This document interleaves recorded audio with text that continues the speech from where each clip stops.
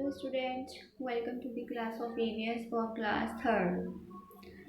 So student, today's topic is old pupil. Raghu always looked forward to spend time with his grandparents. He read out books to them, held their hands and took them for a walk in the evening. He also played games with them. They also told Raghu stories from the past.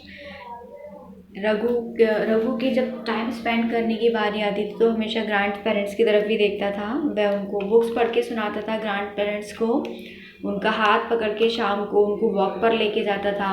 वह उनके साथ game भी खेलता था और जो grand parents थे वो रघु को कहानियाँ सुनाया करते थे। In the old age people need the help and support of other people around them to do their work. They grow weak and lose energy.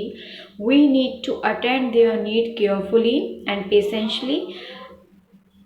We should take care of their soft diets and timely medication. We can hold their hand to climb stairs and cross the road. We must spend time with them and must not make them feel left out.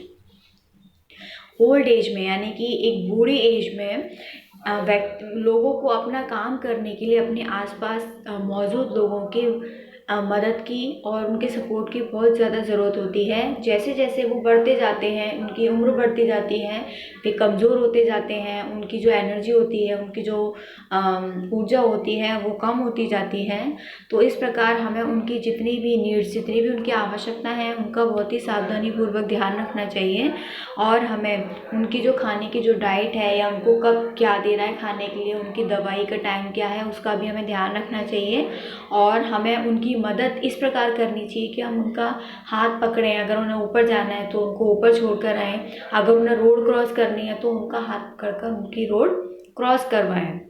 और हमें उनके साथ time भी spend करना चाहिए और इस तरीके से वेव करना चाहिए ताकि उन्हें ये ना लगे कि हम इनसे अलग हैं। Do you have grand parents at home? क्या आपके घर में ग्रैंड पेरेंट्स हैं? How do they help? How do you help them? और आप उनकी मदद कैसे करते हो? Some old people do not have a family backup to take care of their needs. Such people are taken care of in old age homes. यानी कि कुछ लोग ऐसे होते हैं, कुछ बूढ़े लोग ऐसे होते हैं जिनके पास उनकी फैमिली नहीं होती है उनका ध्यान रखने के लिए। तो इस प्रकार के लोगों को एक घर में रखा जाता है और उस घर को ओल्ड एज होम्स के नाम से जाना जाता है, जहाँ पर कि उनकी सारी ज़रूरतों का ध्यान रखा जाता है और उनकी देखभाल की जाती है। 1 October is celebrated as old age day. और जो 1 अक्टूबर का जो दिन होता है, 1 अक्टूबर जो डेट है आपकी, वो दिन एक ओल्ड एज डे के रूप में सेलिब्रेट किया जाता है। Orphans, children who do not have parents are called orphans. यानी कि वो बच्चे जिनके पेरेंट्स नहीं होते हैं उन्हें ऑर्फन्स कहा जाता है। आपने देखा होगा कुछ बच्चे ऐसे होते हैं जिनके मम्मी पापा नहीं होते, या तो वो गुजर चुके होते हैं या कुछ किसी भी वजह से वो नहीं रहते हैं, तो ऐसे लोगों को अनाथ कहा जाता है और इंग्लिश में बोलते हैं orphans. They are taken care of in the orphanage. Orphanage, there are people in charge of looking after their requirements and bringing them up.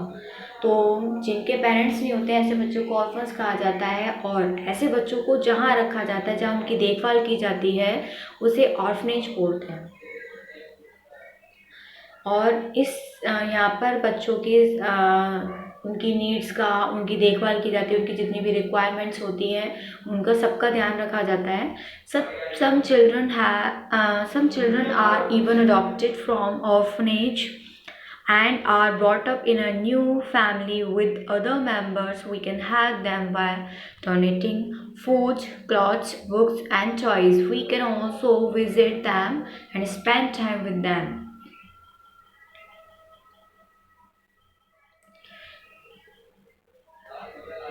कुछ बच्चे ऐसे होते हैं जहाँ जो अनाथालय से अडॉप्ट किए जाते हैं, उन्हें गोद लिया जाता है और उन्हें एक नए परिवार में नए मेंबर के पास लाया जाता है।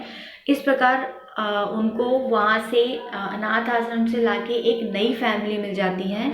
और उनकी मदद किस प्रकार की जा सकती है, उनकी मदद हम इस प्रकार कर सकते हैं कि हम उनको खाना दें, या हम उनको कपड़े दान कर दें, या उनको बुक्स दें, या फिर उनको टॉयज़ दें, क्योंकि उनके पास उनकी फैमिली नहीं होती है। तो इस प्रकार हम उनको ये सामग्री देकर उनकी कहीं ना कहीं मदद कर सकते हैं। We can also visit them and spend time with them. इस प्रकार हम उनके साथ या उनके पास घूमने भी जा सकते हैं और उनके पास टाइम स्पेंड करके भी उनकी थोड़ी बहुत मदद कर सकते हैं, जिससे उनको भी लगे कि हाँ, हम किसी से अलग नहीं और हमारे साथ भी कोई है। So let's take a quick recap. अभी तक इस चैप्टर में हमने जो पढ़ा, तो चलिए उसको एक बार नज़र डालते हैं उस पर। Differently abled people are born with a defect or develop it due to an ailment or an accident. कुछ differently able people are born, यानी कि कुछ लोग ऐसे होते हैं, डिफरेंटली एबल पीपल वो लोग होते हैं जो कि जन्म से ही उनमें किसी न किसी प्रकार की कमी होती है, और वो किसी न किसी वजह से वो बढ़ जाती है आगे जाके, या फिर किसी एक्सीडेंट को लेकर हो या किसी भी घटना को लेकर हो। डिफरेंटली एबल पीपल वो है जिनमें जन्म से किसी न किसी तरीके का कोई कमी है जन्म से ही, या वो कमी किसी एक्सीडेंट के कारण या किसी बीमारी के कारण हो जाती है, तो ऐसे लोगों को डिफरेंटली एबल्ड पीपल कहा जाता है। People who can not see are called visually impaired. जो लोग देख नहीं सकते उनको विजुअली इम्पेयर्ड यानी कि नेत्रहीन लोग कहा जाता है।